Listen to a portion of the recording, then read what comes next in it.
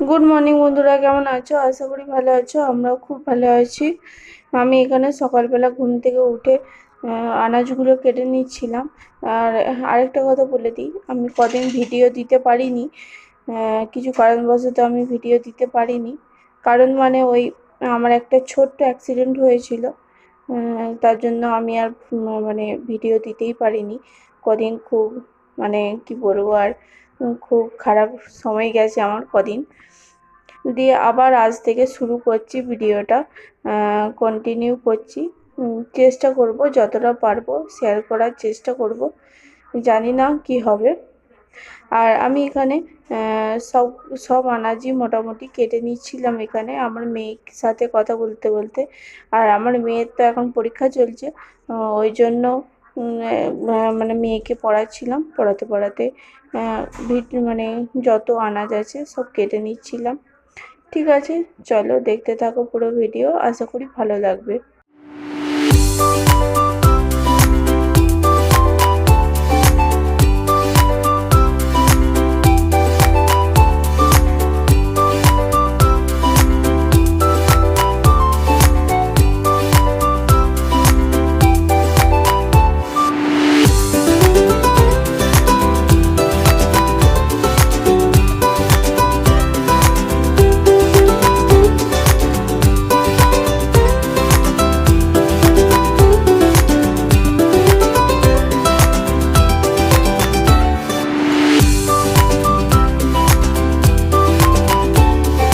এখানে রান্না হবে, বেগুন ভাজা হবে, আর হচ্ছে শুক্তো হবে, আর হচ্ছে শুক্তো সব আনাজ মোটামুটি সব কেটে নিয়েছি, যা যা লাগবে।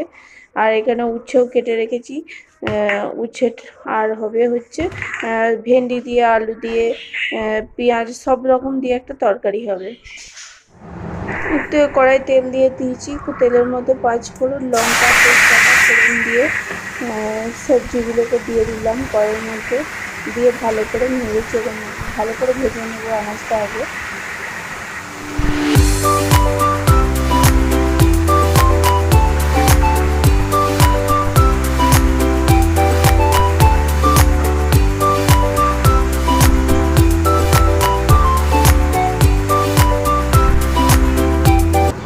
কষানো হয়ে গেছে,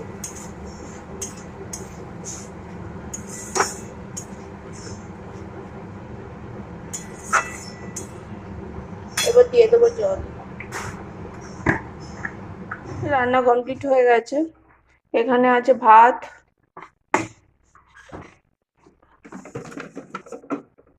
এখানে আছে বেগুন ভাজা, ডিম সেদ্ধ,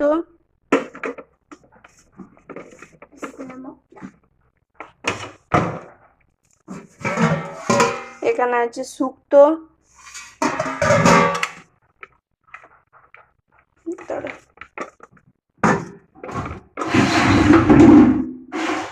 আর এখানে আছে ঢেঁড়সের তরকারি। আজকে অনেক কিছু রান্না হয়েছে।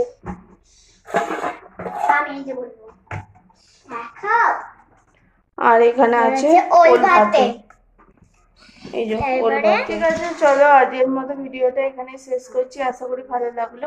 আজকের মতো টাটা, ভালো থাকবেন, সুস্থ থাকবেন, সাবধানে থাকবেন। দেখা হচ্ছে পরের ভিডিওতে। টাটা।